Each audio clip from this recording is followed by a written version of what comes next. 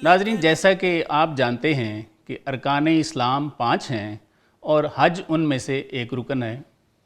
حج صاحب استطاعت مسلمانوں پر ایسے ہی فرض ہے جیسے ان پر نماز، روزہ اور زکوٰۃ فرض ہیں۔ حج کا انکار کرنے والا کافر ہے۔ اللہ تعالیٰ سورہ آل عمران میں ارشاد فرماتے ہیں، وَلِلَّهِ عَلَى النَّاسِ حِجُّ الْبَيْتِ مَنِ اسْتَطَاعَ إِلَيْهِ سَبِيلًا وَمَنْ كَفَرَ فَإِنَّ اللَّهَ غَنِيٌّ عَنِ الْعَالَمِينَ۔ یعنی اللہ تعالیٰ فرماتے ہیں کہ اللہ کے لیے لوگوں پر اس گھر کا حج کرنا فرض ہے جو اس تک پہنچنے کی طاقت رکھتا ہے، اور جو انکار کرے تو اللہ سارے جہان سے بے پرواہ ہے۔ بخاری شریف میں حضور صلی اللہ علیہ وآلہ وسلم کا کلام مبارک بھی موجود ہے کہ اسلام کی بنیاد 5 چیزوں پر ہے۔ اس بات کی گواہی دینا کہ اللہ کے سوا کوئی معبود نہیں اور محمد صلی اللہ علیہ وآلہ وسلم اللہ کے رسول ہیں، نماز قائم کرنا، زکوٰۃ دینا، حج کرنا اور رمضان کے روزے رکھنا۔ ناظرین، آج 9 ذی الحجہ ہے اور دنیا بھر کے حاجی مناسک حج ادا کر رہے ہیں۔ اس مناسبت سے آج ہم حج کے فضائل اور مسائل پر گفتگو کریں گے۔ میرے ساتھ آج کی اس نشست میں تشریف رکھتے ہیں محترم مفتی ضمیر احمد ساجد صاحب، اور میرے دوسرے مہمان ہیں محترم مفتی محمد علی قریشی صاحب۔ مہمانان گرامی، خوش آمدید۔ ضمیر صاحب، یہ بتائیے کہ کیا حج کرنے سے ہمارے پچھلے سارے گناہ معاف ہو جاتے ہیں؟ سر، بسم اللہ الرحمن الرحیم۔ پروفیسر صاحب، آپ نے بڑا اہم سوال کیا ہے سر کہ حج کرنے سے کیا پچھلے سارے گناہ معاف ہو جاتے ہیں؟ جی تو جب ہم احادیث مبارکہ کا مطالعہ کرتے ہیں سر، تو عمومی کلمات تو یہی ہیں کہ حج کرنے سے پچھلے سارے گناہ معاف ہو جاتے ہیں۔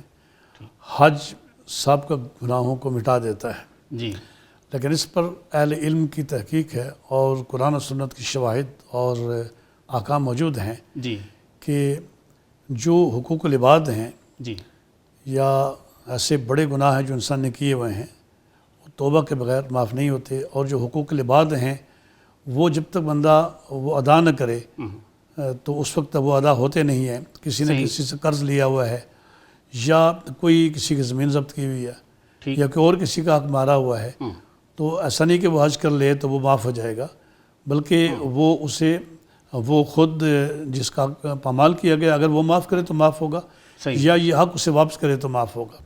بالکل۔ لیکن عام طور پر بعض اوقات یہ جو عمومی کلمات ہیں، جو حقوق اللہ میں خلاف ورزی ہوتی ہے، تو امید کی جا سکتی ہے کہ اللہ تبارک و تعالیٰ وہ سارے گناہ معاف کر دے، لیکن حقوق العباد جو ہے وہ معاف نہیں ہوتے ہیں، وہ جب تک کہ انسان وہ ان سے معاف نہ کروائے جو جن لوگوں کے حقوق پامال ہوئے ہیں۔ اور ایک حاجی حج کرنے کے بعد اللہ تعالیٰ اس کو یہ توفیق دیتا ہے کہ اس کا دل بیدار ہو جاتا ہے اور وہ جاگ جاتا ہے، اور حج کے اس کے اوپر اثرات قائم ہوتے ہیں، کیونکہ ہر عبادت جو ہے وہ عبادت کرنے والے کے اوپر اثر انداز ہوتی ہے، تو حاجی کے اوپر بھی حج کا اثر پڑتا ہے، اور جب وہ آتا ہے تو لازماً وہ حقوق جو پامال کیے ہوتے ہیں وہ ان کو ادا کرنے کی کوشش کرتا ہے، تو نتیجتاً پھر یہی ہے کہ حج کے ذریعے سے ہی سارے گناہ معاف ہو جاتے ہیں۔ اس پہ کوئی حدیث شریف بھی ہے کہ حج، اسلام اور ہجرت یہ بندے کے جو ذاتی گناہ ہیں اس سے وہ معاف ہو جاتے ہیں، لیکن جو حقوق العباد ہیں وہ جب تک آپ کسی کے ادا نہیں کریں گے تو وہ ختم نہیں ہو سکتے، ایسے ہی ہے؟ جس طرح حدیث تو جو آپ نے بیان کی حدیث، اس میں حج کا بھی ذکر ہے کہ حج کے ذریعے سے جو ہے وہ گناہ معاف ہوتے ہیں، اور بالکل ایک دوسری حدیث ہے اس میں بھی حدم کا لفظ استعمال ہے کہ حج گناہوں کو مٹا دیتا، سب کا گناہوں کو، لیکن ہمارے پاس دیگر شواہد بھی موجود ہیں سارے قرآن و سنت کے جو ہمیں یہ بتا رہے ہیں کہ حقوق العباد معاف نہیں ہوتے۔ ایسی تسلسل کے ساتھ کوئی حدیث میری نظر سے نہیں گزری ہے جس میں یہ آیا ہو کہ حج تو سارے گناہوں کو مٹا دیتا ہے مگر حقوق العباد کو نہیں مٹاتا۔ اس ترتیب کے ساتھ حدیث تو میری نظر سے نہیں گزری ہے، لیکن جو دینی تعلیمات ہیں اور جو قرآن و سنت کا خلاصہ ہے وہ یہی ہے کہ جو حقوق العباد ہیں وہ معاف نہیں ہوتے، بالکل وہ معاف نہیں ہوتے جب تک کہ وہ معاف کروائے نہ جائیں یا کہ وہ حقوق واپس نہ کیے جائیں۔ بالکل ٹھیک، بالکل ٹھیک۔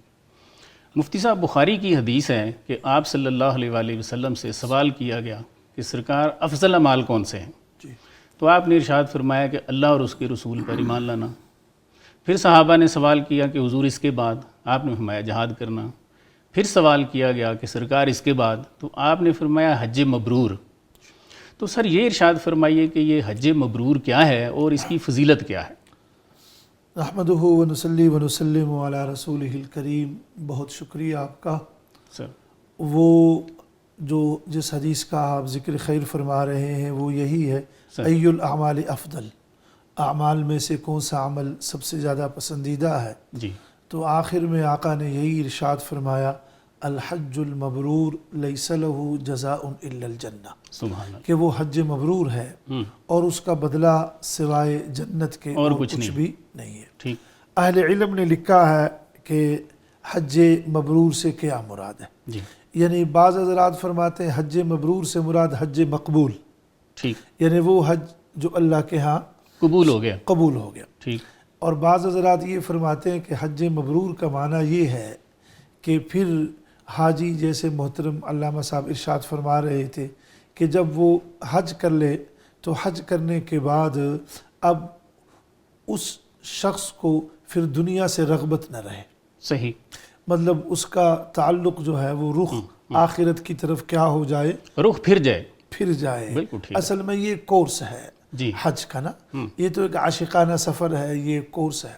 صحیح، اور بعض حضرات یہ فرماتے ہیں کہ حج مبرور کا معنی یہی ہے کہ وہ شخص جو حج کے لیے گیا ہو تو حج کے تمام آداب کا اور ان چیزوں کا وہ بھرپور کیا رکھے، صحیح، خیال رکھے۔ صحیح، ظاہر ہے حاجی حرمین شریفین میں جب حاضری دیتا ہے، وہ اقبال مرحوم کے شعر کا ایک سہارا لے لیتا ہوں سر، کہ بری محفل میں چلانا نہیں اچھا، ہاں، ادب پہلا کرینہ ہے محبت کے قرینوں میں۔ جی، تو اگر وہ مدینہ منورہ بھی حاضری دے تو ادب آداب کا بھی خیال رکھے بالکل، اور یہاں پر بھی رہے، چونکہ اہل علم نے جیسے حضرت عبداللہ بن عمر رضی اللہ تعالی عنہ فرماتے ہیں کہ حضرت عثمان غنی رضی اللہ تعالی عنہ کہ حضرت عثمان غنی نے صرف گھر لیا تھا مکہ مکرمہ میں، سر، باقی حضرات مکہ مکرمہ میں اور مدینہ منورہ میں،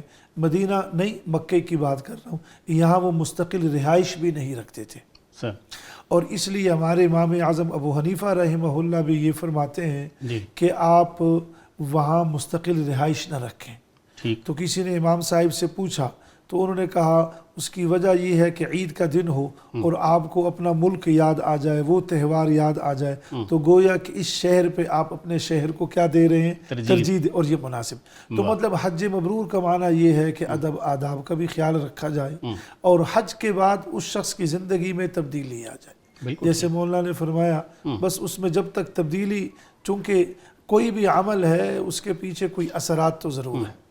کوئی ایسی چیز جو آپ ہمارے نالج کے لیے بتانا چاہیں، جی کوئی ایسی غلطی جو حاجی سے ہو جاتی ہے جی جس سے حج فاسد ہو جاتا ہے اور اس کو دوبارہ کرنا پڑے؟